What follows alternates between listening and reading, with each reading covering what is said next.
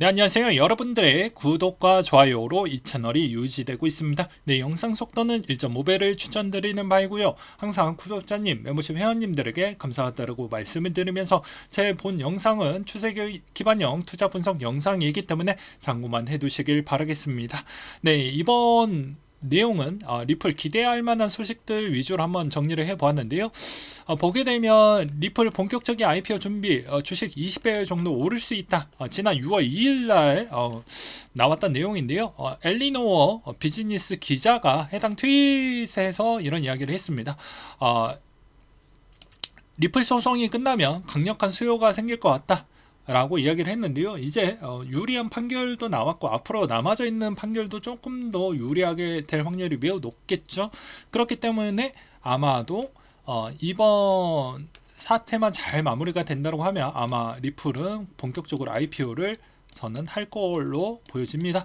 이 IPO에 있는 책정 금액이 높을수록 XRP에 따른 여러 가지 사업의 자금으로 또 활용이 될 수 있는 가능성이 여러 존재하기 때문에 큰 부담률은 더욱더 낮아지게 된다라고 저는 생각이 들고요. 또 한편으로는 이런 생각도 들기도 합니다.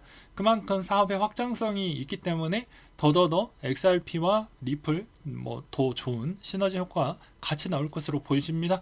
또 한편으로는 IPO 쪽이 너무 인기가 좋으면 오히려 XRP 투자 자금이 더욱더 소외되거나 그럴 수 있지 않냐라고 하지만 제가 보기에는 그냥 리플의 가치가 XRP와 거의 비슷한 정도로 보여집니다. 왜냐하면 주력에 있는 산업군 부분을 평가를 해서 시가총액이 매겨지기 때문에 어떻게 보면 리플에 있는 가격이 주가가 만약에 상장이 돼서 가격을 어느 정도 책정을 받게 되면 XRP 가격 추이도 분명히 영향을 줄 거라는 기대감이 충분히 있다라는 것이죠. 그 다음으로 이제 여러 가지 소식을 한번 보도록 하겠는데요. 미국의 SEC 위원장 암호화폐 규칙 추가 마련 결정 시기상조인 것 같다라고 해서 다시 한번 보수적인 발언을 또 하기도 했었는데요. 야후 파이낸스 인터뷰에서도 암호화폐 규칙을 더 마련할지 여부에 대해서는 너무 좀 이른 것 같다. 그리고 디파이에 대해서 CEO, CTO가 직함을 가진 개인들이 프로젝트를 주도하고 있고 자산의 100명 미만들이 보유하고 있어서 이거 상당히 중앙화되어져 있다고 지적을 하기도 했었고 리플 소송에 대해서는 아직 진행 중인 소송이 있다며 직접적인 언급을 거부하기도 했습니다. 또한 리플의 또 친화적인 변호사 제레미 호건이 해당 트윗에서도 개인적으로는 리플과 SC 모두 항소하지 않을 것으로 보여진다라고 나왔는데요. 그 이유는 항소는 최종 판결이 내려진 뒤에 60일 이내에 제기를 해야 되는데 이번에 최종 판결이 아닌 판사 명령이 내려진 것이기 때문에 중간 항소만 가능하다라는 점을 볼 수가 있는데 이 SEC가 항소를 하더라도 기각될 가능성이 높다라고 볼 수가 있어서 좀 확률상 거의 좀 SEC에게 불리할 수 있다라는 이야기가 또 담겨져 있기도 했습니다. 또한 이번 리플 증권 판매 소송 담당 판사가 이번 리플과 SEC 상호 합의를 위한 회의 일정을 좀 잡으라고 명령을 하기도 했습니다. 앞으로 추가 일정이 조만간에 또 나오게 된다라는 것도 좀 알고 계시길 바라겠고요. 이제 하반기에 그만큼 인기가 많이 핫해질 만큼 올라왔던 리플의 관심도가 뜨거워졌지 않습니까? 이번에 이제 또 이날이 또 주목을 좀 많이 받을 것 같아요. 수해 2023. 네. 항상 이제 겨울 시즌에 좀 있었죠. 거의 완벽하게 겨울이라고 보기에는 좀 애매하긴 하지만 그래도 가을에서 겨울 사이에 좀 많이 있기도 했습니다. 이번에는 보게 되면 거의 두바이 쪽에서 진행을 하려고 하는데 이때마다 거의 대부분 퍼포먼스가 다 좋았어요. XRP가 거의 대부분 평균적으로 좋았기 때문에 나쁠 건 전 없다라고 생각이 됩니다. 17년도 거의 하반기 때는 이때 비트코인 분위기도 좋았고 그때 또 덩달아서 수요일 첫 번째 행사 때 이제 연준 전 의장도 데려오고 와서 좋은 또 퍼포먼스도 많이 보여주기도 했었고 18년도 때도 마찬가지로 해당에 있는 그 시점에서도 한 번 더 또 좋은 스웰 행사에 또 퍼포먼스가 크게 나와주기도 했습니다. 또한 19년도 때에서는 오히려 약간 묻히는, 그러니까 임팩트 있는 그런 인물들이 좀 없다 보니까 19년도는 그렇게 좀 아쉬웠고요. 오히려 별로 많이 못 움직였고, 20년도 코로나 때는 이제 거의 뭐 분기마다 나뉘어 가지고 수혈 행사를 하다 보니까 그게 좀 많이 희석이 돼서 평가하기가 좀 어려웠습니다. 그리고 이제 21년도 하반기 때 추이에서도 하긴 했지만 이게 대부분 코로나 연장성으로 인해서 오프라인 행사보다는 오히려 온라인 행사로 대체를 하면서 생각보다는 이게 뭐 이것 때문에 올랐다라고 보기가 좀 애매한 것 같아요. 그리고 22년도 때는 이제 점차적으로 뭐 거래소 터지고 뭐 스테이블 코인이 터지고 해서 그렇게 많이 주목을 못 받았던 부분이라고 보시면 될 것 같습니다. 그 22년도 때부터 행사에 있는 힘이 좀 많이 빠졌는데요. 과연 23년도 때는 어떤 주목할 만한 인물이 있는지 아직까지는 구체적인 내용이 나와 준 게 없지만 그래도 좀 올라온 부분에 있어서 충분히 또 유동성도 업비트 국내 쪽에서는 좀 강력하게 나와 주었기 때문에 이런 것도 좀 보셔라 라고 저는 말씀을 드리고 싶었습니다. 그 다음으로 이제 시장에 따른 영향을 줄 수 있을 만한 내용들을 한번 설명을 드리려고 하는데요. 앨런 재무장관이 중국의 성장 둔화, 미국 경기 침체에 이어지진 않을 것 같다라고 이야기를 하기도 했습니다. 아무래도 미국은 여러 가지 지금 나머지 뭐 한국이든 일본이든 유럽이든 간에 우리 미국 안에서 사업을 한다고 하면 여러 가지 뭐 세금 제도나 여러 가지 혜택을 많이 주고 있죠. 그렇기 때문에 그런 시너지 효과로 인해서 경기 침체가 생각보다 잘 방어가 되어주고 있다라는 것과 그리고 더불어 미국의 재무장관 앨런 누나 입장은 중국의 성장 둔화를 가 오히려 되어야 된다라는 입장인 것 같아요. 저번에도 이야기를 했지만 중국을 잡아야 유가를 많이 띄우지 않고 그래야 물가를 원하는 목표치에 한 번이라도 찍고 나서 동결을 빨리 가져가려고 하는 그런 생각도 갖고 있는 것 같기도 하기 때문입니다.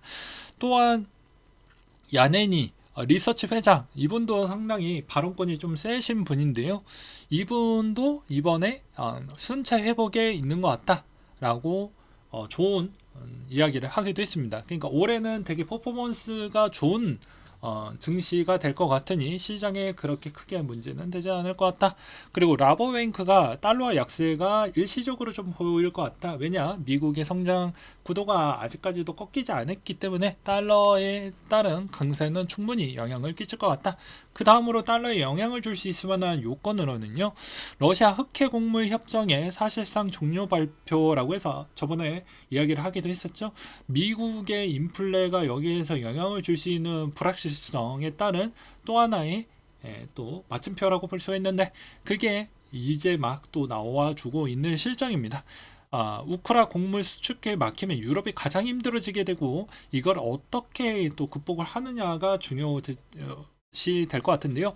문제점은 유럽에서 이제 내년부터 좀 터져 나올 것 같습니다. ECB가 이제 더 올려야 되는데 금리를 더 올려야 되는데 체력이 안 돼서 아무래도 이런 옵션들이 물가의 자극용으로 아마 좀 될 것 같다. 그래서 미국은 잡혔는데 유럽이 못 잡아서 상당히 좀 경제가 좀 회오리 칠 수 있는 경우가 생길 수 있다라는 것도 여러분들은 좀 알고 계시길 바라겠고요. 리플의 법률 고문이 최근 인터뷰에서 3분기 5대1 제품을 사용을 해서 금융회사들이 상당한 관심을 좀 받고 있다라는 언급을 또 떡밥을 주기도 하기도 했다라고 합니다. 그 다음에 라이트코인 반감기가 16일 정도 남았다라고 하고요. 또한 이번에 비트코인 2.0이라는 이야기가 나오고 있는데 되게 웃겨요. 이거 벌써 0.54달러에 거래가 되어가고 있는데요. 이게 거래된 지가 얼마 되지도 않았습니다. 15일날 거래가 돼서 뭐 보게 되면은 0.16달러 되다가 지금 0.54까지 됐으니 요 분위기도 좀 봐야 되겠죠. 그냥 이건 밈인데 그냥 한 번쯤 이런 것도 요즘 갑작스럽게 인기가 올라오고 있다라는 것도 좀 알고 계시라고 말씀을 드리기도 했습니다. 그 다음에 비트코인 전 세계 440만 명이 최소 0.1개 이상 보유를 하고 있다라는 내용도 있었고요. 그 다음으로 아크 인베스트가 2,600만 코인베이스 추가 주식을 매도했다라고 하는데 아마 포트폴리오를 약간 좀 변경을 하려고 하는 것 같아요. 그러니까 차익 실현을 좀 갖고 그 다음에 잠깐 좀 쉬었다가 재투자하려고 할 겁니다. 왜냐면 아크 인베스트에 있는 포트폴리오가 비중에 따른 포트폴리오 재조정만 있지 아예 뭐 코인베이스를 포트에서 제외시켰다 이렇게 보는 건 바람직하지 않죠.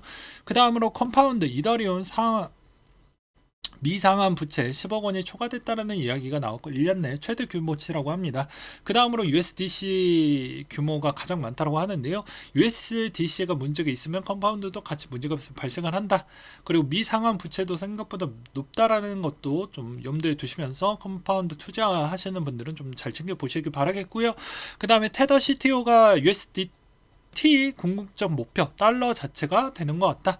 스테이블코인 역할은 고객이 언제나 달러 1대1 비율을 상환받을 수 있도록 지원하는 것고, 그리고 비트코인, 미 국채 등 준비금 포트폴리오를 구성하고 있기 때문에 아마 과잉의 담보 수준을 유지하고 있어서 크게 문제될 건 없다 라고 이야기를 하고 있습니다. 이게 숨겨진 의도가 하나가 더 있는데요. 미국의 SEC도 테더를 건들기가 상당히 어렵다는 것입니다. 내가 갖고 있는 건 달러고 그리고 다음으로 국채다. 국채가 상당히 많다라는 걸 다시 한번 언급을 하기도 했었죠.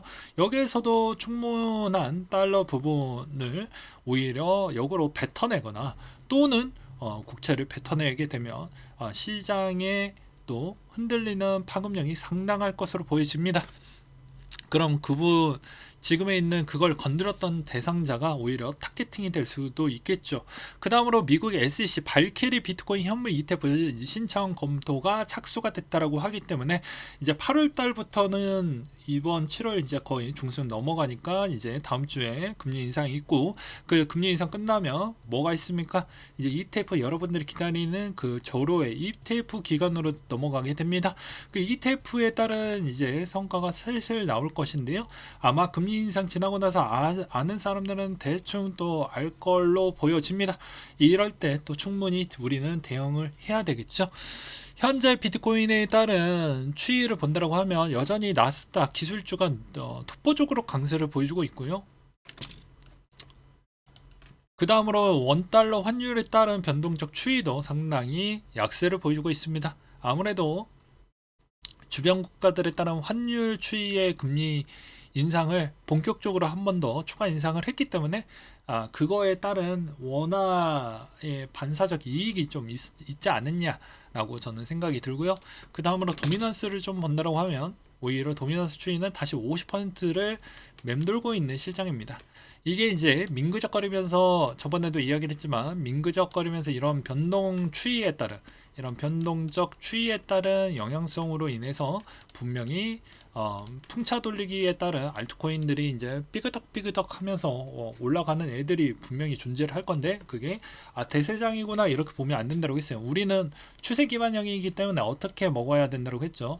이런 패턴으로 한번 지대로 먹으려고 지금 버티고 또 버티고 또 열심히 버티고 정신을 다시 한번 차리면서 또 버티고 있죠. 그렇기 때문에 이번 형태에서도 잘 버티고 그리고 비트코인 보유하지 안 했던 분들은 뭐 굳이 비트코인을 너무 가격이 비싸다라고 생각하지 말라고 했습니다. 이건 소수점 거래 가능해요. 그럼에도 이제 우리가 눈으로 봤을 때는 대충 심리적으로 압박이 오죠. 그러면 뭘 하라고 했습니까? 당연히 그만큼 미국의 이제 현물 ETF가 이제 드디어 나오게 되거나 하게 된다고 하면 그런 쪽으로 뭐 해보든지 아니면 선물 ETF도 이제 배당 주는 것도 있으니 오히려 디파이에 농사하는 것보다 그 원금의 90% 정도는 보호가 가능하니까 그런 것도 그냥 유도리 있게 좀 활용을 해보시는 것도 나쁘지 않지 않겠냐라고 언급을 드리면서 오늘 내용 여기까지 준비를 했고요. 이상으로 마치도록 하겠습니다.